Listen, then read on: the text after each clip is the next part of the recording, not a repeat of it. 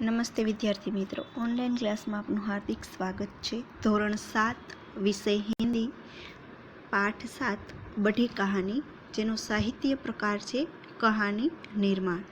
ભાગ 1માં આપણે અમુક શબ્દ અંદર લખેલા, જે ખાલી જગ્યા આપેલી હતી તે આપણે ખાલી જગ્યા પૂરી કરીને એક સરસ મજાની કહાની એટલે કે વાર્તા આપણે જોઈ। હવે આપણે આગળ અભ્યાસ કરીશું। તો પાઠ્યપુસ્તક દરેક વિદ્યાર્થી પાઠ 7 ખોલીને તૈયાર રાખે। विद्यार्थी मित्रों, भाग 1 में આપણે कौवा और मुर्गी की कहानी हमने लिखी, सुनी और समझी। अब हम अभ्यास की तरफ आगे बढ़ेंगे कि તમે આ વાર્તામાં જોયું કે કાગડો અને મરઘી વિશેની જે વાત છે એમાં તમે અંદર શબ્દ પણ લખેલા। તો હવે આપણે અભ્યાસ તરફ આગળ વધશું। તો પેજ નંબર 42માં अभ्यासમાં प्रश्न नंबर 1, ढांचे के आधार पर कहानी का कथन और लेखन कीजिए। એટલે કે જે આ મુદ્દા આપેલા છે એના પરથી આપણે વાર્તા લખવાની છે। તો સૌપ્રથમ આપણે આ મુદ્દા છે એનો અભ્યાસ કરીશું। एक बादशाह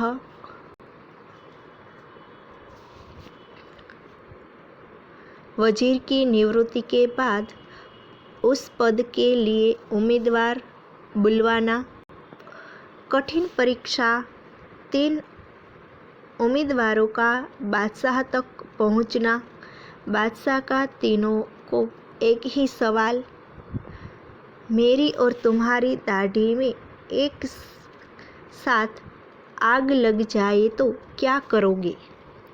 पहला, मैं पहले अपनी दाढ़ी की आग बुझाऊंगा। दूसरा, मैं पहले आपकी दाढ़ी की आग बुझाऊंगा। तीसरा, मैं एक हाथ से आपकी और दूसरे हाथ से अपनी दाढ़ी की आग बुझाऊंगा। बादशाह, पहला स्वार्थी, दूसरा नादान एवं तीसरा बुद्धिमान है, अतः तीसरे को वजीर पद के लिए नियुक्त करना। હવે આ પરથી આપણે કહાની એટલે કે વાર્તા બનાવવાની છે। તો હવે તમારે સૌપ્રથમ આપણે આ વાર્તાનું શીર્ષક આપવાનું રહેશે। તો આપણે તેનું નામ આપીશું ચતુર બાદશાહ અથવા તો નए વજીર કા ચુનાવ। તમે આ બેમાંથી કોઈ પણ એક વાર્તાનું નામ આપી શકો, શીર્ષક આપી શકો। ચતુર બાદશાહ અથવા નए વજીર કા ચુનાવ। તો તમારે હવે આ વાર્તા છે એ સાંભળવાની છે। ત્યાર પછી તમારે બુકમાં લખવાની પણ રહેશે। एक बादशाह था, उसका वजीर बहुत बूढ़ा हो गया था। उसकी निवृत्ति का समय आया। तब बादशाह ने वजीर के पद के लिए नए उम्मीदवार बुलवाए। वजीर का पद बहुत इज्जत का था, इसलिए उसके लिए बहुत से उम्मीदवार आए। उन सब की कठिन परीक्षा ली गई। परीक्षा में सफल 3 उम्मीदवारों को बादशाह के पास भेजा गया। उन्हीं 3 में से किसी एक को वजीर चुनना था। बादशाह ने बारी बारी से तीनों को अपने पास बुलवाया और प्रत्येक उम्मीदवार से एक ही सवाल पूछा, मेरी और तुम्हारी दाढ़ी में एक साथ आग लग जाए तो तुम क्या करोगे? इस प्रश्न के उत्तर में पहले उम्मीदवार ने कहा, मैं पहले अपनी दाढ़ी की आग बुझाऊंगा।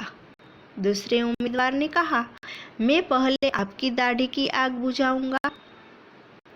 तीसरे उम्मीदवार ने कहा, मैं एक हाथ से आपकी और दूसरे हाथ से अपनी दाढ़ी की आग बुझाऊंगा।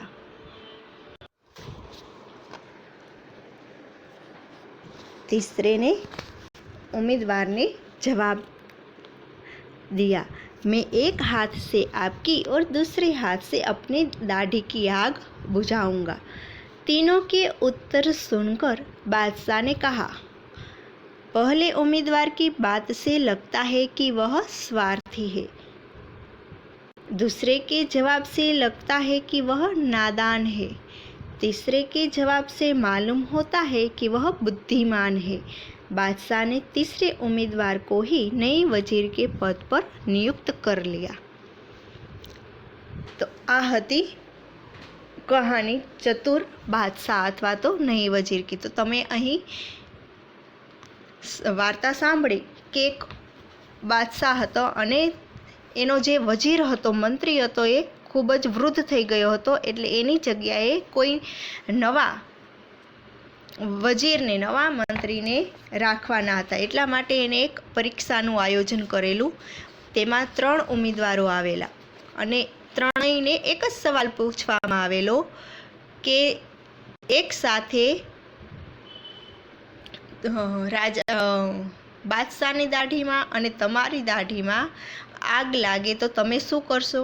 તો જે પહેલો ઉમેદવાર હતો, જે વજીર બનવા માટે આવેલો હતો, તેણે એવો જવાબ આપેલો કે પહેલાં હું મારી દાઢીની આગ છે એ બુઝાવીશ, પછી બાદશાહની. ત્યાર પછી બીજો ઉમેદવાર આવ્યો અને તેણે કહ્યું કે પહેલાં જે બાદશાહ છે એની દાઢીની આગ બુઝાવીશ, પછી મારી. અને ત્યાર પછી આવેલો ત્રીજો ઉમેદવાર, તેણે કહ્યું કે હું એક સાથે બંનેની દાઢીમાં જે આગ લાગેલી છે બંને એક સાથે બુઝાવીશ. ત્યાર પછી બાદશાહને લાગ્યું કે જે પહેલો ઉમેદવાર છે એ થોડોક સ્વાર્થી છે, બીજો ઉમેદવાર હતો એ નાદાન હતો અને જે ત્રીજો ઉમેદવાર હતો એ બુદ્ધિશાળી હતો. એટલા માટે બાદશાહે ત્રીજો જે ઉમેદવાર હતો તેને નવા વજીર તરીકેનું જે પદ હતું તે તેને સંભાળવા માટે આપી દીધું. આ હતી વાર્તા. ત્યાર પછી પ્રશ્ન નંબર 2. અહીં તમે પ્રશ્ન નંબર 2 કે કહાની આગે बढ़ाइए। एक चरवाहा था, एक बार जंगल की ओर बकरियां चराने लगा। चरवाहा पेड़ के नीचे बैठा था और एक बकरी अकेली थोड़ी दूर निकल आई।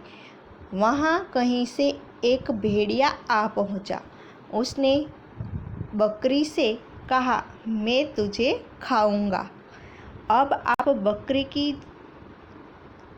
जान बचाकर कहानी पूर्ण कीजिए। હવે આપણે આ કહાની અડધી આપેલી છે વાર્તા, હવે આપણે તેને પૂરી કરવાની છે. કે અડધી કહાનીમાં આપેલું છે કે એક ચરવાहा था, एक बार जंगल की ओर बकरियां चराने गया। चरवाहा पेड़ के नीचे बैठा था और एक बकरी अकेली थोड़ी दूर निकल गई। वहाँ कहीं से एक भेड़िया आ पहुँचा। उसने बकरी से कहा, मैं तुझे खाऊंगा। ત્યાર પછીથી આપણે આગળ એ વાર્તા કરીશું। भेड़िए ने कहा, मुझे बड़ी भूख लगी है, अच्छा हुआ तू यहाँ आ गई। बकरी पहले तो बहुत घबराई, फिर उसने हिम्मत से काम लिया। वह बोली, आप मुझे खाना चाहते हैं तो कोई बात नहीं, परंतु पहले आप मेरा एक गाना सुन लीजिए। भेड़िया बोला, चलो ठीक है, सुना तू अपना गाना। बकरी जोर जोर से मैं करने लगी। आवाज़ सुनकर चरवाहा लाठी लेकर वहाँ आ पहुँचा। उसे देखकर भेड़िया भाग गया और बकरी की जान बच गई। तो इस कहानी से हमें सीख मिलती है कि मुसीबत आने पर घबराना नहीं चाहिए। हिम्मत और युक्ति से काम लेने पर मुसीबत दूर हो सकती है। આપણે વાર્તા એવી રીતે આગળ વધારવાની હતી કે જ્યાં બકરીનો જીવ છે એ બચી જાય. તો એ રીતે આપણે આ કહાની છે એ પૂરી કરી અને છેલ્લે બોધ પણ મળે છે કે મુસીબત આવે ત્યારે આપણે ગભરાવવું જોઈએ નહીં, હિંમતથી કામ લેવું જોઈએ. ત્યાર પછી प्रश्न नंबर 3 છે કે टीवी, रेडियो, टेप रिकॉर्डर और मोबाइल फ़ोन के माध्यम से कहानी दिखाना या सुनाना, बाद में बारी बारी से कक्षा में कहानी का वर्णन करवाना. ત્યાર પછી प्रश्न नंबर 4 दिए गए ढांचे के आधार पर कहानी लिखकर उसे उचित शीर्षक दीजिए.